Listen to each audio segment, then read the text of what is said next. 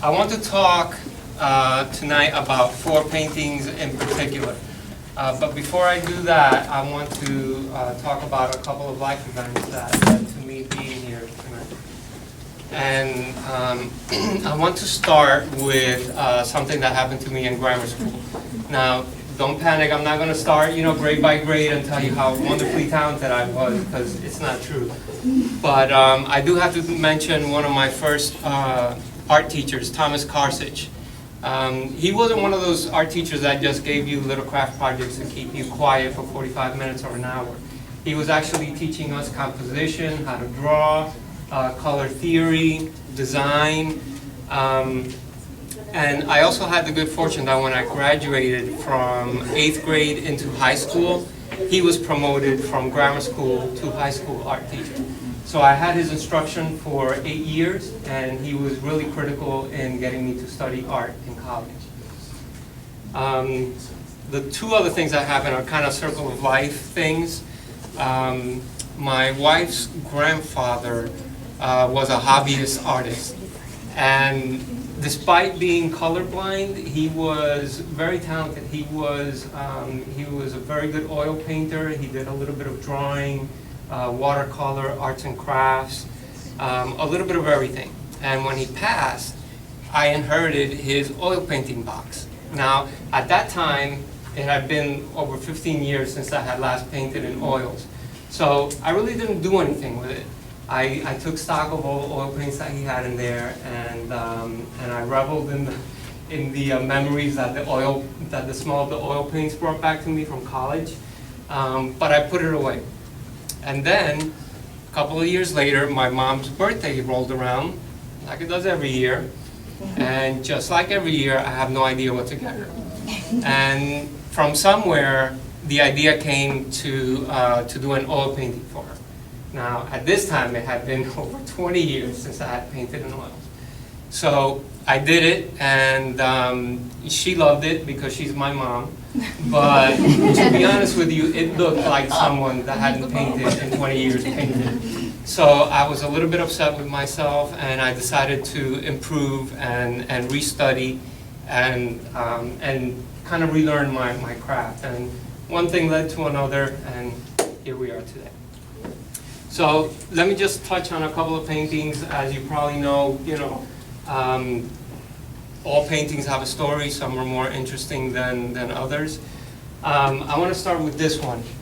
It's the author's inspiration, and it's my ode to Hemingway. I love Hemingway's writing. I especially love The Old Man and the Sea. But that's not really why I painted this. Fortunately, the rotten bum has not shown up. But anyway, I have a good friend named Raul Villarreal. And it just so happens that his father, Rene, was Hemingway's mayordomo in Cuba for over 20 years. For those of you that don't know Spanish, mayordomo translates into butler. But really he was much more than a butler. He was a friend, a confidant.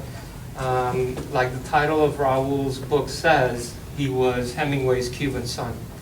So after I read that book, that's what inspired me to paint this. From the technical aspect, this was one of the first paintings that I painted in my newly refurbished and repurposed oil painting studio. Still life painting studio. It was also one of the first times that I spent a considerable amount of money, at least for me, on a prop. If you're going to do a still life painting about Hemingway, you kind of need to have a typewriter. So I didn't have a period typewriter, and I certainly didn't have the budget to purchase something that Hemingway worked on. And I didn't have the patience to wait around and wait for a similar model to become available. So I just did the best I could. I bought one from around the same time period that he was working. Keep the typewriter in mind because it'll come back into play. I still remember the day in high school when I read that story. It really impacted me. I had never read something, quite so creepy that didn't have, blood or gore in it. This was also another painting that I spent another considerable amount of money on a prop. I'm not sure if the skull was purchased specifically for this painting or for another one, but that one was as expensive as the typewriter. At least with the skull, you can see that I've gotten my money's worth because I hear a lot of paintings.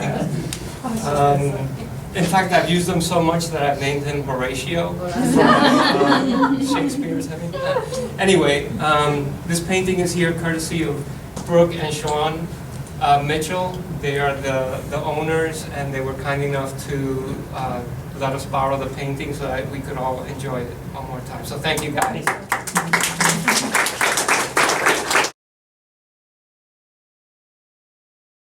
This one is really important and special to me because it was my first fine arts commission piece. I'm a commercial artist by day, so pretty much everything that I do as a commercial artist is a commission. But because this was my first fine arts one, it really, is special to me. The interesting thing is that it didn't start out as a commission, it started out as a conversation. I was talking to my good friend, Melinda. Where did she go? She just finished. Oh, there she is. I was talking to her about art, and I was complaining to her, as a still life artist, one of my biggest expenses is props, like the typewriter and the skull. So she mentioned that she had a nice collection of artifacts. And I asked, well, hey, can I borrow some of the artifacts and save some money and make a few paintings? And anyway, before I knew it, she was paying me for the painting, I think even before I had started it, right? Yeah. So, anyway, she was an absolute pleasure to work with. She gave me all the creative freedom that I could want. She gave me a whole bunch of objects to choose from. She let me choose the composition. She wasn't nitpicky, like, Jose, can you make this bigger? Can you make it redder? You know, she was an absolute dream to work with. So thank you, Melinda, for your work.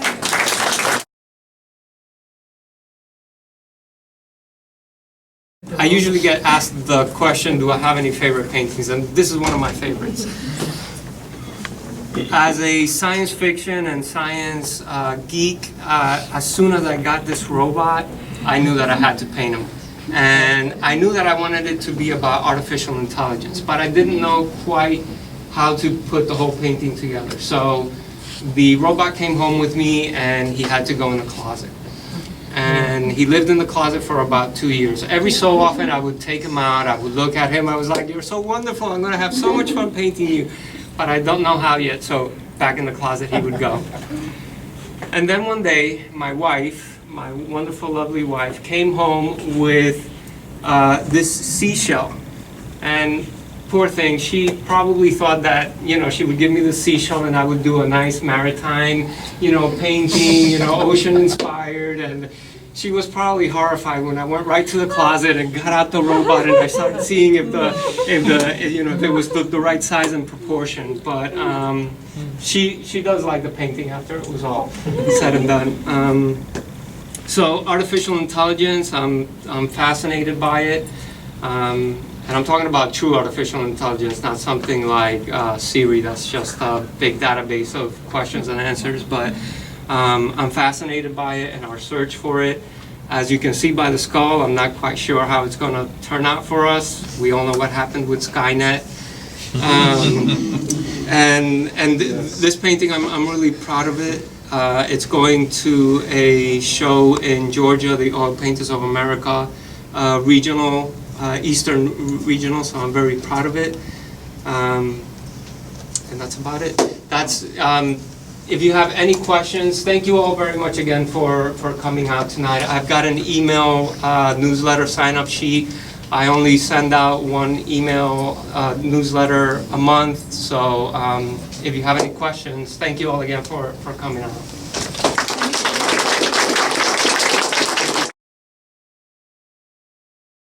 The composition and the setup of the still life is really where I start, and that can take anywhere from a couple of hours to a couple of days because, as my wife can tell you, I change things and I move things and I think I've got it and then I reset it up. But it does start with a drawing, as detailed a drawing as I can get, and then I do a tonal underpainting with raw umber. and then I usually do 2 to 3 layers of color over the top of that. So it's a long and kind of tedious process, but I try and give myself enough. I don't go for a finish on any one of the steps until the very last one, so that I have some enjoyment, along the way. I mean, obviously you're doing lots of layers. How long does it take you to layer your paintings when you start to finish? I mean, and I know that they're mostly working in acrylics, and they can't comprehend the whole time scale of working in oil, so it might kind of be good for them to know how long these take. Well, it tends to vary. Something kind of complicated will take over a month. Something very simple, an 8x10, might take a couple of weeks. And it also depends on how many interruptions I get, because like I said, I am a full-time artist during the day. I only do my oil paintings at night. So, I try to, give my family some time and, spend time outside of the studio, but it could take anywhere from, 2 months to a couple of weeks. Thank you very much. Thank you. My students are going to be in awe of these. Thank you. As are we all, yeah. Well, it doesn't happen overnight. Trust me. I, did not paint like this. A couple of years ago. Like I would never show my mom's painting. Show it. No. I cannot. Can't let you peek behind the curtain like that. Any other questions? Okay. Thank you, and enjoy the show. Thank you.